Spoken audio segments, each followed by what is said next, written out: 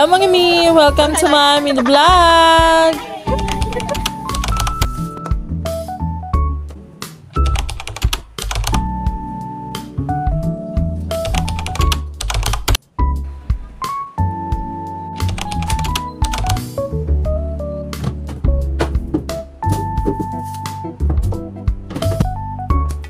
Baga nga akong gumising niya mga mi kasi meron nga kami ditong clean up drive para dito sa aming barangay.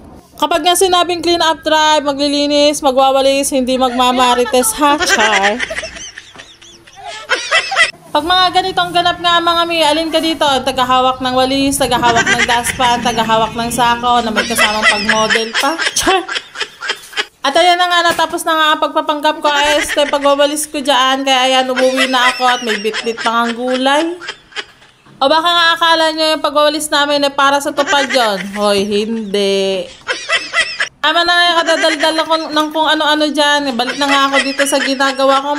Meron nga akong Tupperware dito mga mi. Na-order ko lang sa Black App na lagay ng mga isda at ng mga karne mga mi. Kung gusto nyo rin mga mi, andyan yung link sa comment section, tsaka dyan sa yellow basket ko mga mi, lalagay ko na lang dyan at nabubulnol na naman ang person. Kanina nga, doon na nga lang kami bumili sa Nissan kasi nga para mas makamura-mura kami at talaga namang kung dito kami bibili, talaga namang doble ang presyo. Kung nga ayusin yung mga pinamili ko doon, kala mo naman maraming pinamili.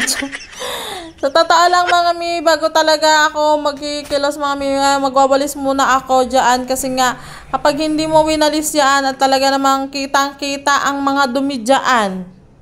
Tapos ito nga, sobrang na-appreciate ko talaga itong umagang ito. Sobrang ang ganda talaga ng umagang ito mga mi. Talaga mapapa-thank you Lord ka na lang talaga.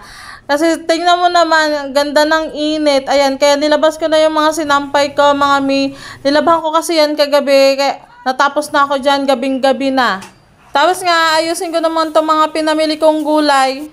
Yung sayote nga dyan, mga may isang peraso, nagkakahalaga nga siya ng 25 pesos. Tapos yung talong naman, mga may 6 na peraso, nagkakahalaga nga ng 44 pesos. Tapos yung okra naman dyan, mga may 3 bugkos, nagkakahalaga naman siya ng 30 pesos. Yung isang patatas ka dyan, mga may, nagkakahalaga naman siya ng 31 pesos. Yung sibuyas, nagkakahalaga naman siya ng 22 pesos, mga may. Tsaka yung bawang mga mi, yan, worth of 16 pesos nga yan. Tsaka yung liempo mga mi, nagkakahalaga siya ng 195 pesos mga mi. Tapos yung dalawang carrots nga pala mga mi, nagkakahalaga naman yan ng 39 pesos mga mi. O diba, sulit na mga mi, yung 500 pesos ka mga mi, may sukli pa. Kasi yung total na pinamili ko mga mi ay 397 pesos mga mi. O diba, 500 pesos mo, may sukli ka pa at may iba-ibang gulay ka pang nabili.